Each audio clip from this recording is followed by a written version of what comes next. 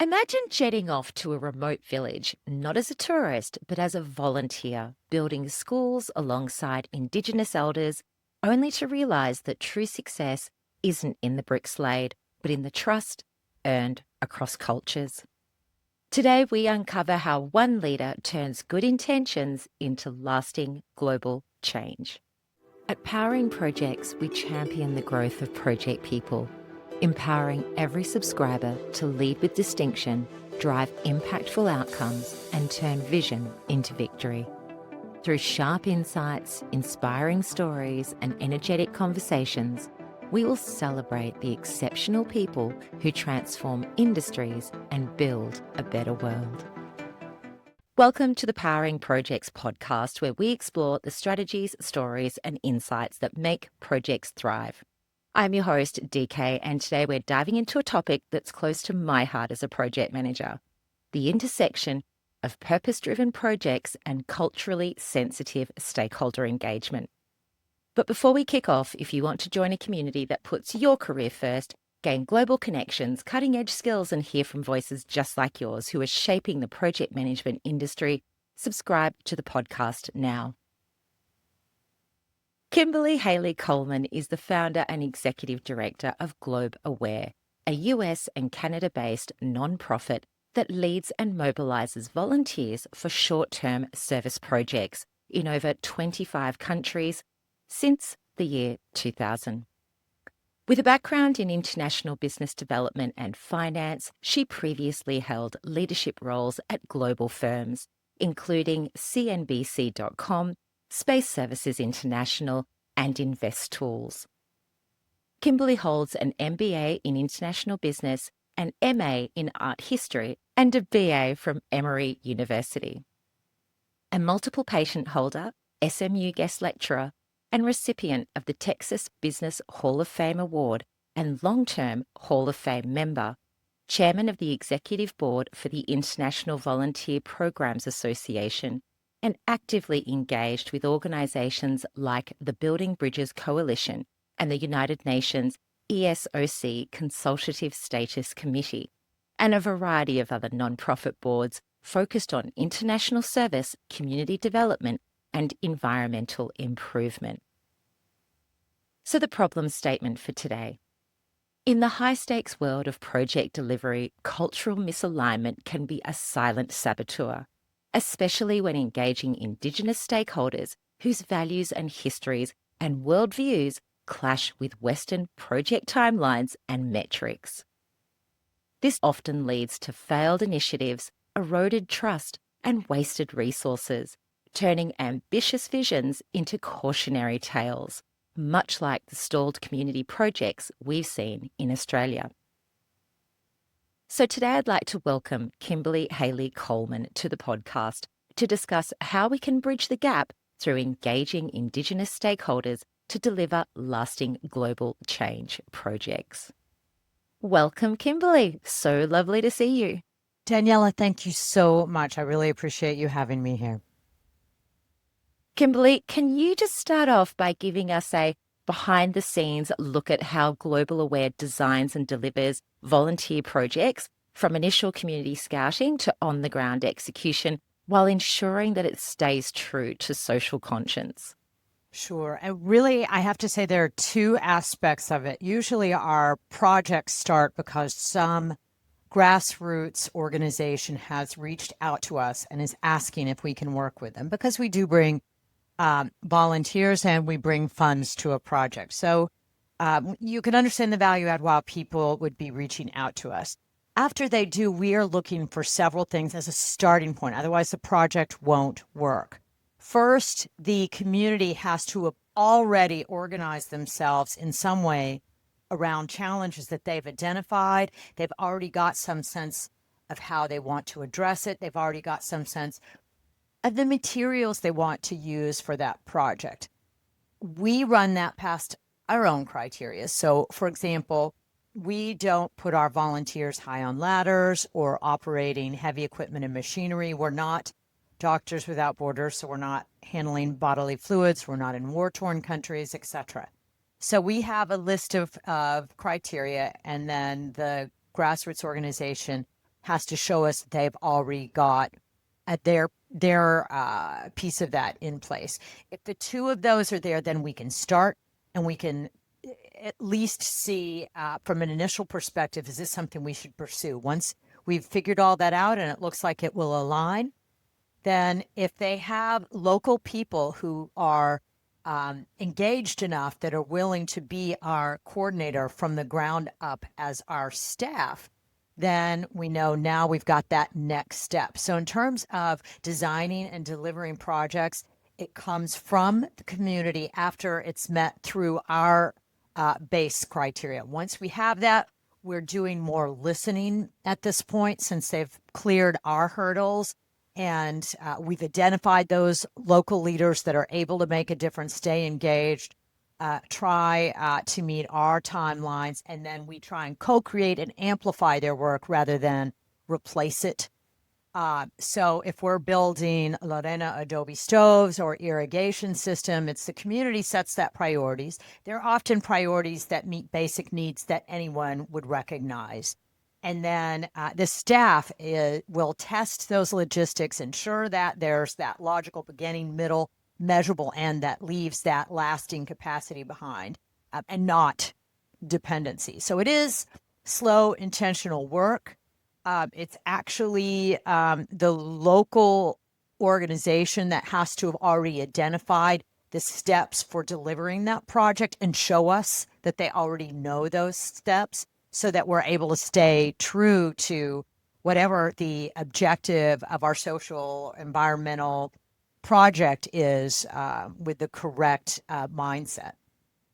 Wow. So, just to paraphrase all of that, they're actually identifying the need within their own community. So, they're really leading and they're then reaching out to you saying, can you assist us by giving us access to volunteers that would like to come and help us do this for our community? That's exactly right. That's right. And we've just found if we go into a community and try and say, hey, do you think you guys could use this? Would you like that? It's just not as sustainable a project. It's too much of a barrier for us to overcome. So we have to work a bit with the natural rhythm and wherewithal that a community already has, because we are partners in sense working as equals side by side. Our volunteers are coming without knowing how to do the project, without having done this kind of a project before. So if they don't know how to do it and what works and what lasts, then from our perspective, this isn't going to be a project that's likely to survive. Yeah. And the funny thing about this is, as you're speaking, it's exactly the same in business. Right. Within an organization, it has to be business user led. Otherwise, the barrier to being able to, the change management initiative just becomes so much bigger. True. So where they are business led, they tend to be more successful. So it's interesting. It applies everywhere. In projects that do involve these indigenous groups, like those that you undertook in Mexico and Costa Rica, what unique cultural values have you encountered that challenge traditional project management approaches? And how do you adapt your strategies to honor them? And I should say here that, we're doing short-term projects. So most of our volunteers are coming from 1 week, very, very short, which means that we have to be very organized. And because we are Canadian and US based, it means most of our volunteers are coming from this management approach, or management goals for being as productive as they possibly can. And the indigenous groups that we're working with, their cultural values, while they might value some of the same things we do in terms of wanting to be around faith, family, friends, they will often prioritize consensus, relationships, not focusing on productivity as much as relationships.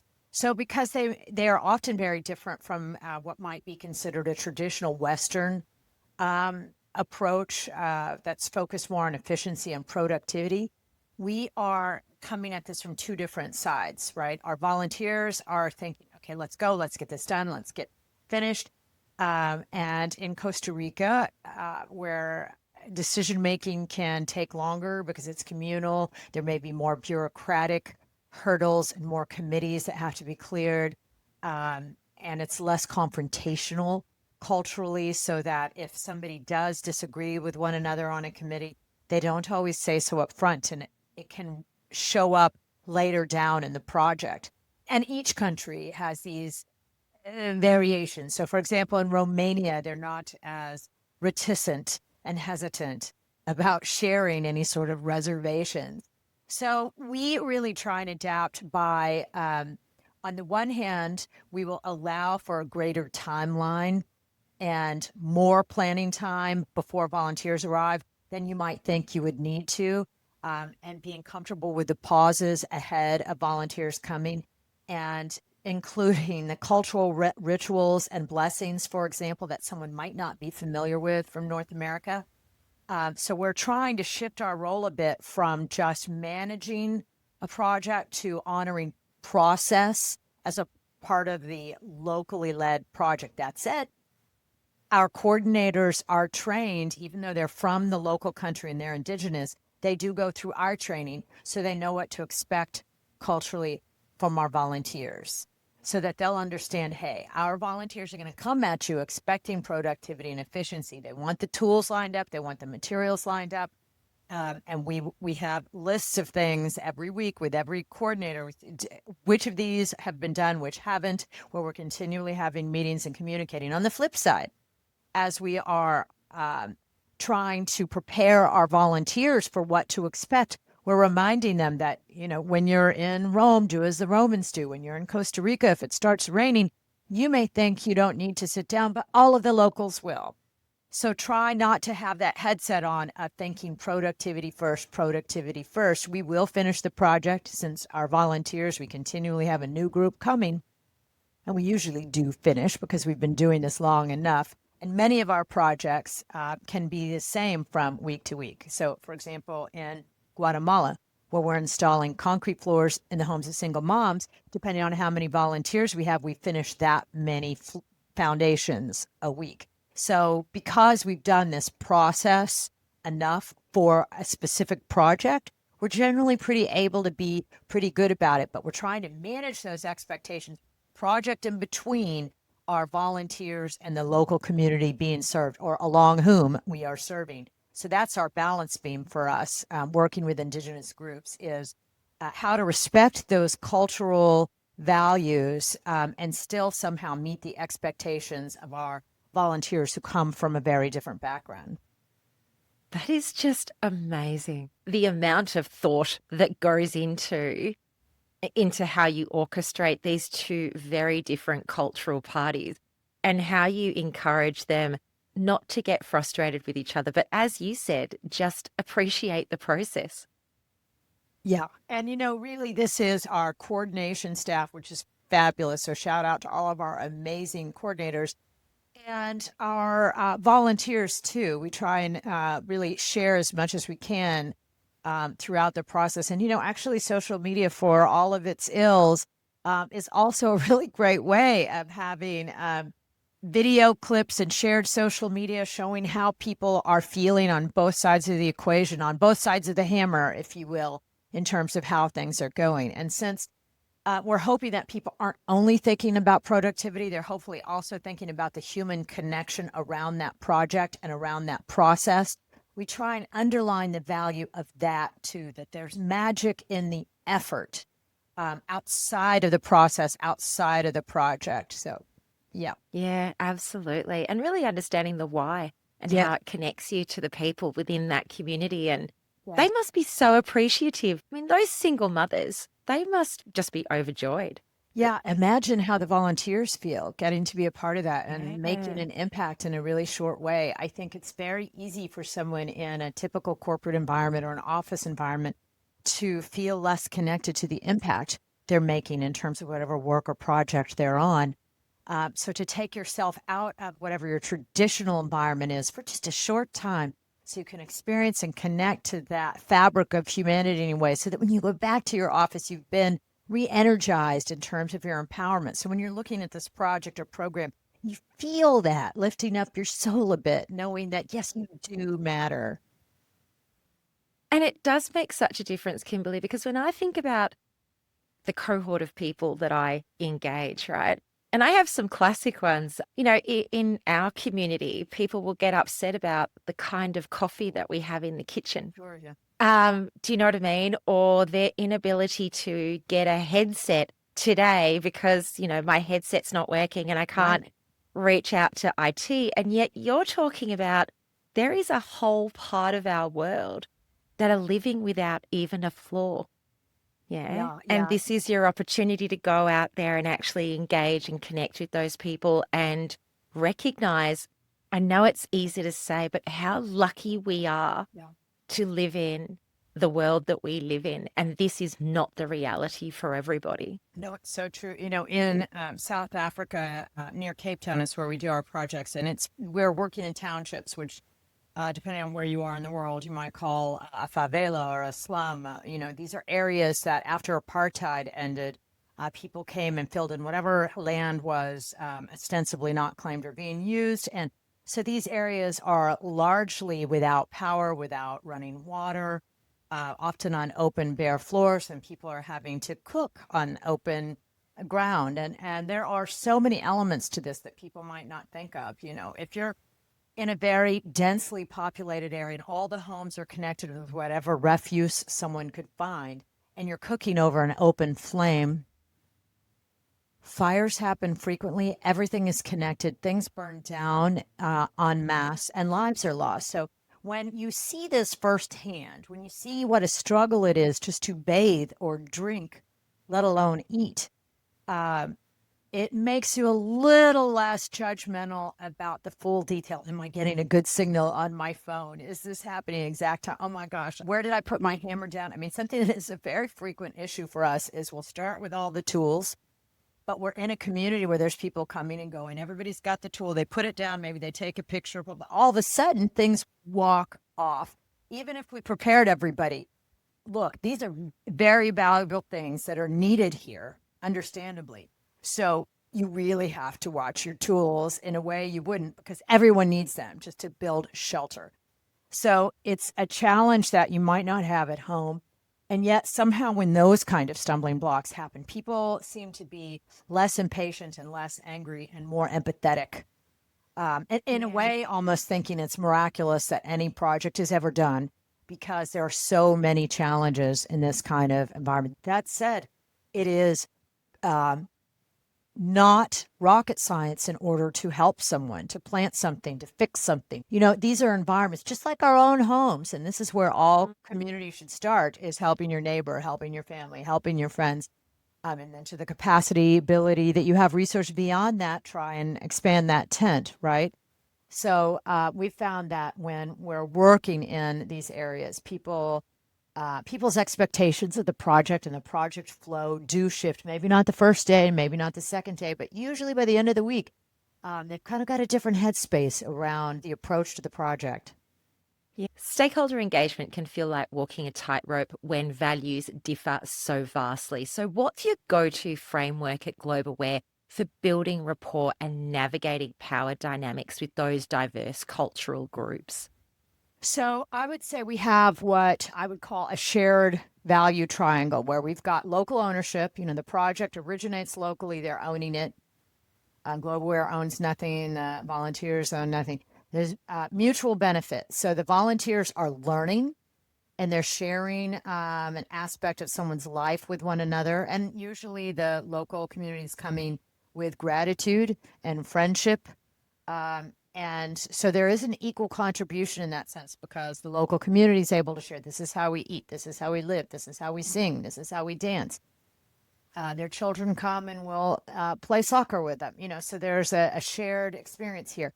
And then number three, transparent communication, really trying to discuss expectations openly, even uncomfortable expectations. If the bathroom is a block away and you can't flush it, if we have brownouts where the power or load shedding, that they call in South Africa, we're only going to have electricity a certain part of the day, or have areas where there's water shortages and we can't flush the toilet. We say, if it's yellow, let it mellow. If it's brown, flush it down. So there are uncomfortable expectations we will have to share. And every, again, project and program is very different depending on where in the world and when. So those three things, the local ownership, the mutual benefit, the transparent communication, while we are trying to be humble as we are building this rapport we have with the community, learning those local customs, eating together, laughing together, playing soccer together, hearing them sing their national anthem, for example. Those small actions will usually bridge more divides than any sort of contract or MOU like a traditional office or corporate environment might expect. Mhm. So, can I? This question's totally off script, and I apologize. But there's something that you said earlier that's triggered something for me. Um, you talked about some of these communities base their decision making on consensus and community, Yeah. and it's a really interesting juxtaposition to what we have going on in the West, where we are hugely divided, and we have this concept of freedom of speech, but they also have freedom of speech. But their outlook and their key drivers being we want to achieve consensus and we want it to be community based, it leads to a very, in both instances, you are allowed to share your concerns and issues and so forth.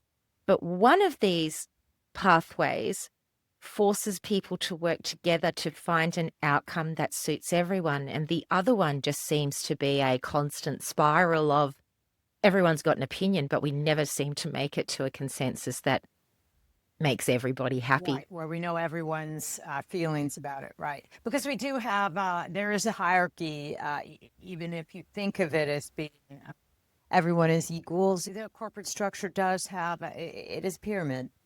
And I won't say that the communities where we work are always without that. In many places, there is a chief elder, but usually that person has gotten there because of their listening, because of their ability to give everyone in the surrounding community a platform. It is simpler, obviously, in a smaller community when we're talking about, we're not talking about millions of people for certain. And also, this has something to do with what projects we are capable of fitting into. We are not building hospitals and roads. We're doing small scale infrastructure. So in some sense, it's less challenging for us in that regard. We're able to work a little bit more one-to-one. So we do have it a little bit easier in that sense. Yeah, absolutely. So we've all had projects that teetered on the edge of failure. Can you share a specific story from Global where stakeholder misalignment nearly derailed things? And what was the pivotal lesson that pulled it all back? We've had a couple. We've had a number. We all have, Kimberly. Yeah. You're not alone. No, we've had a number. I hope I don't get in trouble for saying this. Back in like 2006, we don't have any sort of religious or political affiliation, but we obviously work with communities that have their own religious and political affiliation. We're not there to change whatever their religious or political beliefs are. So, we've worked with Buddhist monks, Catholic nuns, and so on. And so we were working with a Catholic organization where some of its elders want us to install jacuzzis as hydrotherapy. And this was part of adding to our list of criteria in terms of what projects we will and won't do, because we had to add that it has to be a project where we see the genuine need being met by a needy community. And we've had other projects where, the locals said that they wanted in San Pedro de Costa, high in Peru in the Andes, they were wanting more potable water resources. And we had brought a water line in and connected it to, they had said, we just would like your, whatever high quality water filters you can find, that's what we'll do. And so we bought a bunch of Sawyer filters, which are well known as travel filters. And they're this mechanism basically feeding through a bucket. And we set it up the way it's supposed to. And the water pressure, the air pressure at that high of an altitude, these just did not function well up there. And so we realized that we had a bit of a misalignment in terms of what was the expected outcome and the projects and process we had chosen not really working out very well. Not because of bad intent in that sense, but because they had assumed we must know what we're doing. And we assumed that, hey, we know what the outcome is. They want clean water. This should be easy. And so unspoken assumptions, really. So now we work with every partner to make sure we've really defined success in a way where all the stakeholders have kind of thought through as to the most extent we can. Mistakes still happen, so that we're aligned in a way where we're going to have a good outcome. That's what we've gotten better at ensuring that. You do get better at it over time, don't you? It Yeah. only takes a couple of misaligned intentions, as you say, just missed assumptions, for you to realize never assume that you understand anything. Yeah, you've got to ask the questions, so you're Right. definitely not alone there. Um, what are the top 3 secrets to successfully delivering projects across cultures? So things like communication hacks or team rituals that keep everyone aligned and focused and motivated towards the goal. So, I would say we have more than 3, but I'll give you 3. One is because we do start with cultural briefings. Not only does a volunteer have all of our orientation materials, our podcasts, our YouTube playlists, and so forth, our coordinator is there doing an orientation, explaining for every volunteer what to expect. So setting expectations is a really key piece, and going through a daily cultural insight. So not just do's and don'ts, don't flush toilet paper in Costa Rica, for example, but the why. Why do you not do that? And having a discussion about it. So we start every morning. For example, on Mondays, we will have, every day we have a cultural discussion. So in Costa Rica, it might be, do you know that in Costa Rica, we do not use traditional street addresses? We explain where something is using a paragraph describing landmarks. So if you were sending something to Jose Herrera Meneses, it would be 300 meters south of the White Church, a half a kilometer as you're going outside of Cartago, 2 kilometers east of the capital. So it starts a discussion a little bit so that people can discuss, okay, what does that do to a culture? What other countries and cultures do it? A lot of people would anticipate that something like that would only happen in a place where people don't have many resources. And yet they do it in Japan, which is a very highly technological country. So it's a discussion point, a cultural briefing. So we're not just judging a cultural artifact or behavior as good or bad, but different in why. And then that's number 1. 2, having our local staff and translators. So they are bridging that nuance faster than a guidebook can, real time. And then number 3, really celebrating any micro win or achievement. We are engaged in all sorts of things. So when we're working on a project, the family that we're going to eat with, the meal is being prepared right here alongside. So if somebody's decided to bring their family or a sister, a girl's trip, a brother, they can take 30 minutes and wash their hands and help shell the peas that we're going to cook for lunch. They can help go and paint over here. They can help plant the garden we're putting alongside the foundation of the home, so that they're getting all of these micro opportunities to understand and connect with the culture. So learning how to say thank you in the local language, learning what the local ritual is, pouring a little bit of drink onto the ground for Pachamama in Peru, keeping the team motivated and humanizing the mission and letting them understand that they're actually learning continually, that it's not just about laying bricks. It's also about what's happening to their soul. So I feel like those 3 things really help people in terms of staying successfully engaged culturally. This is such a valuable point, because as you are speaking, I'm thinking about some of the projects that we undertake where we need to engage traditional landowners. And it's really interesting because one of the complaints I often hear is we set up a meeting with them and they didn't arrive and they didn't come. And We all arrived in our suits with our notebooks and our iPads, and they just didn't rock up. And it's really interesting now as you say this, because I'm thinking to myself, do we ever actually try to immerse ourselves in their culture and understand life from their perspective? Or do we expect them to meet us where we are at? Which really then means that we can never really understand the impact these projects have on these communities. And I think that's what you're talking to. There's something about this where when you're engaged with a community, you actually start to understand not only the impact of what you're doing right now, but the impact on their entire lives. Does that make sense? It absolutely does. And I will add to that one area of success we found over and over is if we have a feast where people are bringing food or something they really love. And in our case, so for example, in Texas, we do s'mores where we take graham crackers, chocolates, and marshmallows, something that they're not used to locally. We tell everybody to bring food, their favorite, and we're going to have free food. We get a really great outcome, but we're trying to celebrate their local food and culture. Most people are proud of their food. And it's another way to connect.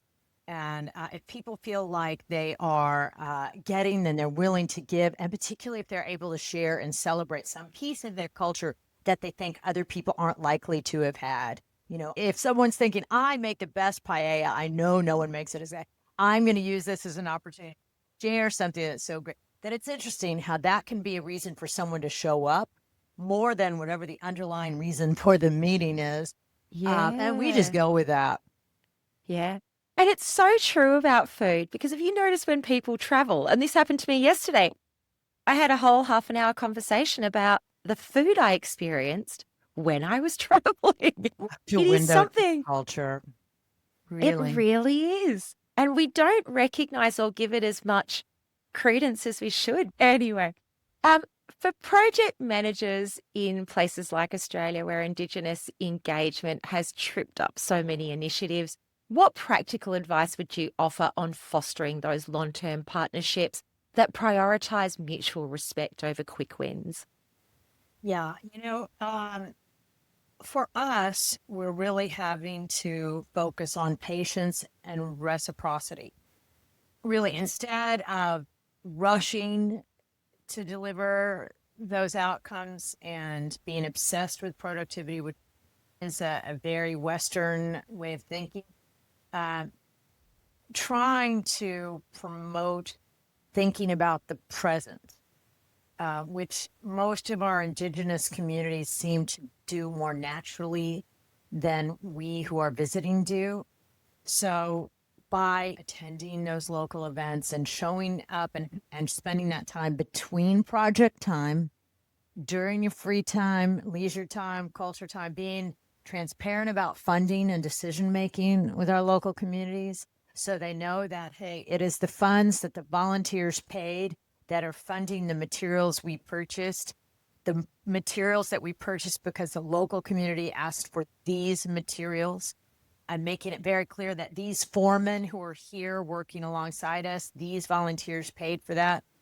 And so letting those communities lead the storytelling about their background, letting them explain the challenges they face, that they think they face, because a lot of people visiting a community might think, gosh, they have such a hard life. They don't have, not only do they not have the latest iPhone, they don't have an iPhone, they don't have a flushing toilet. Well, is that really what they perceive as their big challenge?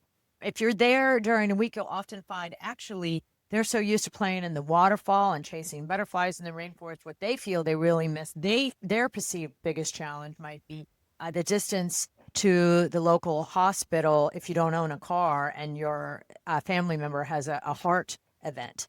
So, really taking the time to understand the real beauties and real challenges from an Indigenous person's perspective, leading with that storytelling. And when the local communities feel ownership in that project, they feel connected to it, they will respect it naturally and be involved naturally. So, what we've seen is it's the difference between being a guest and being a partner.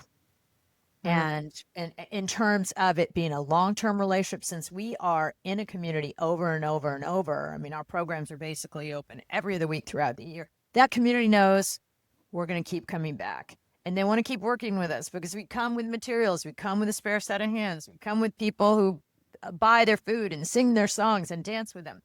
And so that has really led to the long-term relationships for us.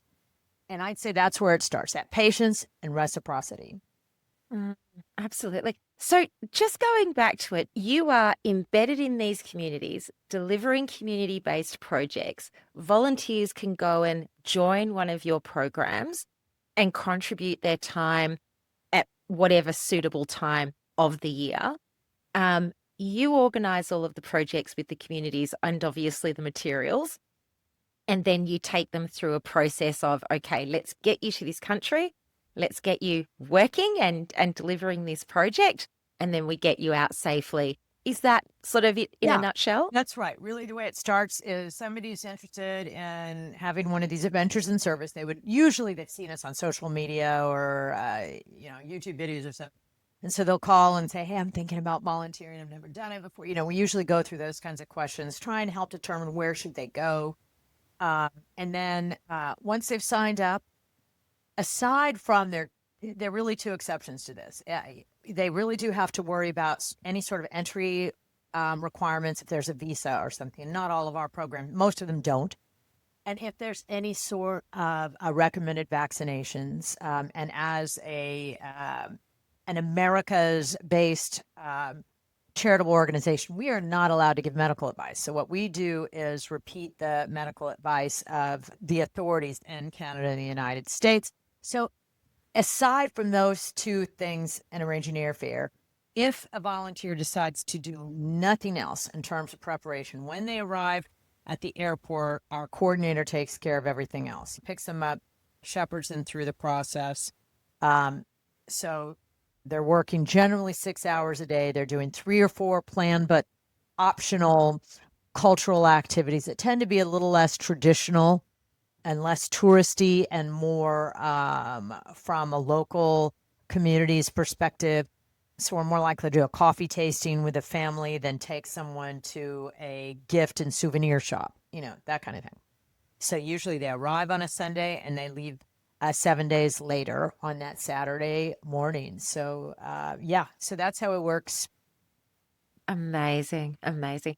And just by the way, how did you get into this? What made you think this is something you wanted to do and start all that time ago? Okay, so my background is really circuitous, but there are some commonalities. I have a master's in art history. I always loved cultures.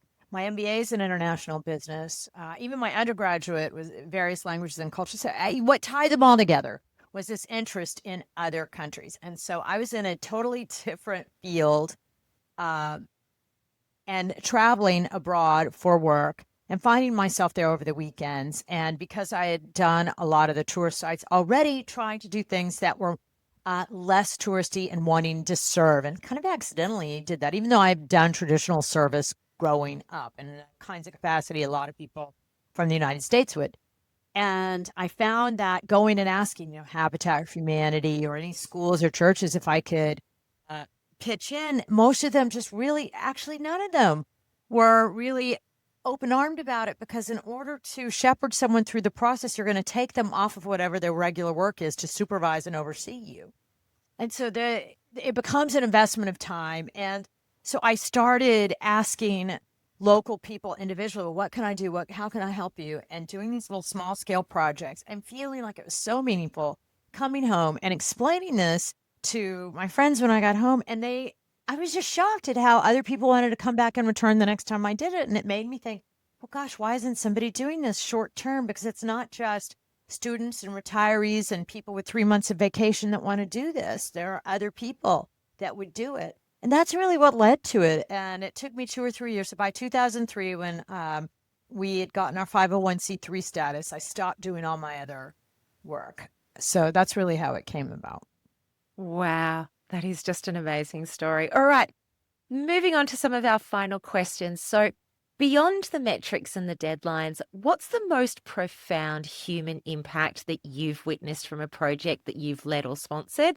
And can you share a story where that win wasn't just about hitting a target, but about genuinely changing lives and fostering a deeper connection within the community? even if it was unexpected? So I really do have endless answers to this, but I'll give you one of the first that I witnessed that really has stayed with me like it happened yesterday. In Cambodia, where we assemble and distribute wheelchairs for landmine victims, and most of the landmine victims, because the landmines, which were put there by the United States and the Vietnamese during the war, um, they are intended to go off as you walk over them, and they're brightly colored, often neon pink, yellow, green, and they've kind of come up to the surface over time, and it's usually children that pick those up. They've been cleared from the main touristy areas, but anyway, they're designed to really maim you, and they so you'll find a lot of children with really horribly impacted lower portions of their body, and often without the ability to have a wheelchair. So I really assumed that giving these wheelchairs after assembling them to a child, that looking at that child was going to be what stayed with me. And yet these 4 and 5-year-old children who are like any child probably hadn't ever envisioned what their future was going to look like, hadn't had a clear picture of what their job was going to be and whether or not they were going to have a family. But their parents did have those expectations and those hopes and the fears of their children not having an independent life. And I'm a mother of grown children. And so looking at not the child, but the mother and father's eyes in giving a wheelchair, that was a moment that profoundly impacted me and still gives me goosebumps to this day. Sharing this universal worry for my children that they have for their children and wanting them to be happy and safe and fed and independent. And without speaking the same language, knowing that we connected in this universal human way and that the project is important and that the connection between us now as mothers of knowing somebody else was willing to get on a plane to come and do something with and for someone, that you are important enough for people to go thousands of miles to do this for your family, that what that did for me selfishly, right? I have a whole lot of moments and memories I could share, but that's one. Wow, that is just amazing. Um, as an executive director and a project delivery person, really, are you still learning with every project? Yes, absolutely. For us, the learning never ends because we have so many moving variables. You know, each project has taught us humility. There are so many languages. There's so many challenges. There's so many cultural barriers. And yet there's so many human beings willing to give. Yes. And once people see, learn, and understand the real needs, it is amazing how generous human beings can be. And I continue to be shocked what our volunteers will come up with that wasn't even on our project agenda, you know, in terms of them providing joy and utility and life-saving things, from healthcare costs to just the list is so long. So I'm learning continually because our project environments are always changing, and our volunteers, we're continually having new people come and bring their skills and interests and generosity. So the teachers are everywhere if you're willing to listen. Yeah. Yeah, absolutely. So when we break it down, if you look back over our last 40 minutes together and you really think about what are the key elements about stakeholder engagement that you would give to people? What are the key 3 takeaways? Yeah. If there's one thing that I hope listeners would take away, one would be, you know, leading with cultural humility really helps. Honoring that local culture, and then building trust through those small, consistent, shared actions, which can be joyful. You know, these should be joy focused because then the local community wants to engage. And then third, remembering that real measure of success isn't just about the project and what you built, but about that relationship, that joy, the memories, that changed mindset, not just for the volunteer, but for that local community that now sees a Western person as somebody that brings love and respect and somebody they wouldn't want to bomb or fight. These are things that may be harder to measure, the soft power. So that is also a measure of success. It's not just the end of a home being built that you can put on Instagram, right? It's that harder to put down on paper things. So that's what I'd end with. Yeah, they're all such wonderful things, but I love that point that you make about if I meet you and understand you, I don't want to do you harm. Yeah, it really broadens people's perspectives. So, Kimberly, thank you so much for joining me and sharing the heart and the hustle behind Globe Aware's world-changing work. Your stories of cultural bridges built and lessons from the field are exactly the inspiration our listeners need to power their own projects with purpose. And I'm truly grateful for your time and your wisdom. Daniela, thank you so much for having us. We really appreciate it. That's great. And that's a wrap for today's episode of Powering ProjeX. As we close out, one last big thank you to Kimberly and everybody at Globe Aware for the wonderful work that you are doing.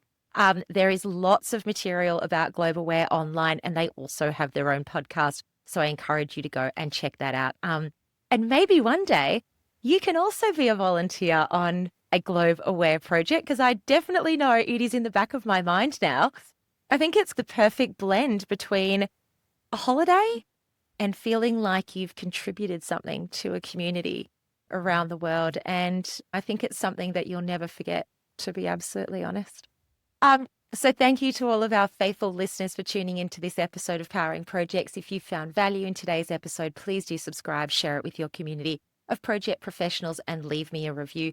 Your engagement does help me reach more people just like you who might benefit from the community. So until next time, keep powering those projects. And remember, purpose isn't just a perk. It is the pulse that keeps projects alive. Thanks so much and take care, everybody. Bye.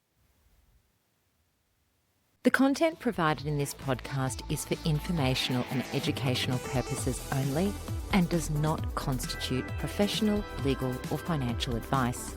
The opinions expressed by the host and guests are their own and do not necessarily reflect the views of any affiliated organisations or sponsors. While we strive to provide accurate and up-to-date information on project management methodologies and related topics, no guarantee is made regarding the completeness, accuracy, or applicability of the content to your specific circumstances. Listeners are encouraged to consult with qualified professionals before making decisions based on the information shared in this podcast. The hosts, guests, and producers are not liable for any losses, damages, or outcomes resulting from the use of this podcast's content. By listening to this podcast, you agree to assume all risks associated with the application of the information provided. Thank you for tuning in, and we hope you'll find value in our discussions.